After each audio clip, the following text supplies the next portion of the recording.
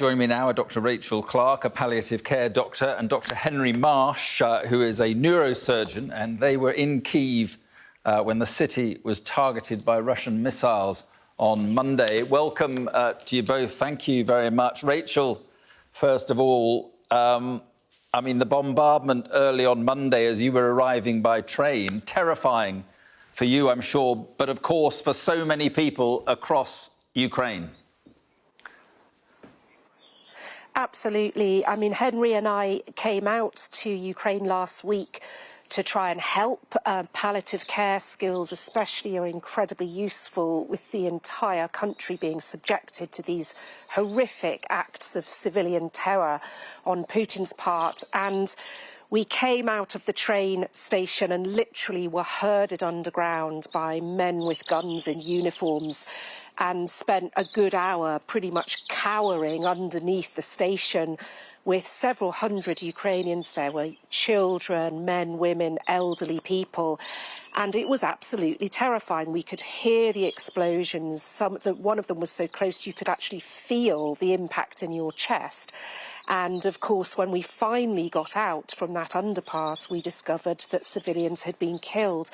And these strikes were not military or strategic at all. The targets were residential areas. A children's playground was targeted. A young doctor, a children's cancer doctor, was killed while we were there in the underpass, and it was unspeakable. Yeah, I read about it. It's truly awful. Dr Marsh, you've had a long association with Ukraine. Do you think that attacks like this on civilian infrastructure hardens attitudes in Ukraine and make people more determined to see this through? Well, of course. I mean, it's a history of bombing. Germany didn't defeat Britain with the Blitz. Britain and America didn't really defeat Germany by razing all their cities to the ground. This is simply terrorism. It'll achieve nothing. Anyway, the Ukrainians are literally fighting for their lives and their country. They have no option. All my friends say, well, it makes no difference. We go carry on. It is a complete nonsense, the whole thing. It's cruel, it's barbaric, and frankly evil. Yeah, let's talk a little bit about why you were there. Dr Clarke, you specialise in palliative care, as I was saying. How are you seeking to help people in Ukraine? Well, there's an enormous need at the moment, for obvious reasons, for good end-of-life care. But even before the war began 8 months ago, there's precious little in the way of any kind of palliative care infrastructure. So I came out with Henry at the invitation of some local palliative care specialists to try and teach and train and support doctors and also medical students in delivering this desperately needed care.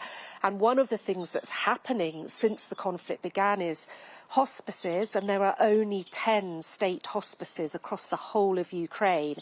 Not only are they caring for the patients who are dying of diseases like cancer, but now casualties from the front lines in the east are being shipped over to hospices. So now they're looking after patients, for instance, who maybe are a young soldier who has been bombed, maybe half their brain has been obliterated by one of Putin's missiles. And the people in those hospices, they're not used to caring for trauma victims, but they're having to just roll up their sleeves and do the best they can. So any support that we can provide, and palliative care was invented in the UK.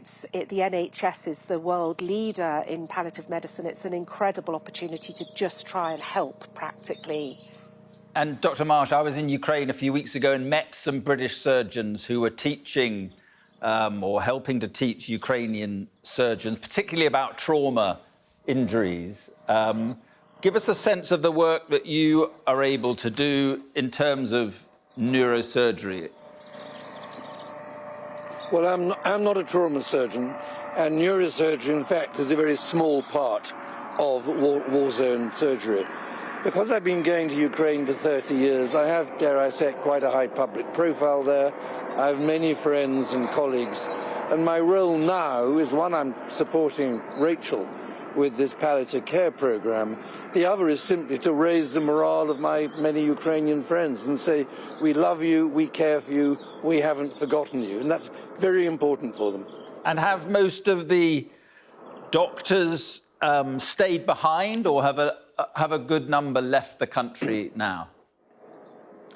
No, they haven't left. They haven't left. No. They're all... I mean, because they've been at war since 2014 with Russia, in fact, the Ukrainian military is relatively well set up.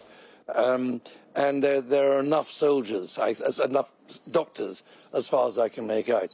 But there are, of course, an awful lot of casualties, and injuries produced by modern munitions are grotesque, quite grotesque. And Rachel, how are the hospitals? I mean, obviously you're dealing with hospices, but you must hear about the hospitals and the doctors and the surgeons. How are they coping at the moment? Well, there's this extraordinary Ukrainian spirit that we've heard an awful lot about. There's a defiance and an absolute seething hatred of Putin that, we were told about every single day. Everyone I met was seething towards this man who's inflicting such horrors on their country. But really, the doctors and nurses, they've got their backs against the wall. They have no alternative but to keep on going, because the only alternative is a dictator who wants to obliterate their country, destroy their country. And what struck me with all the doctors I spoke to was how very close to the surface profound trauma was. Everybody knows somebody who has been murdered. Everybody's involved with caring for victims, and I have no doubt that there is a silent epidemic of PTSD, post-traumatic stress disorder, across the country. So doctors were gritting their teeth, doing what they can for each other, but my goodness, the personal cost for Ukrainians is astonishing. OK, well, Dr Clarke, Dr Marsh, I appreciate you both coming on the programme. Thank you very much indeed.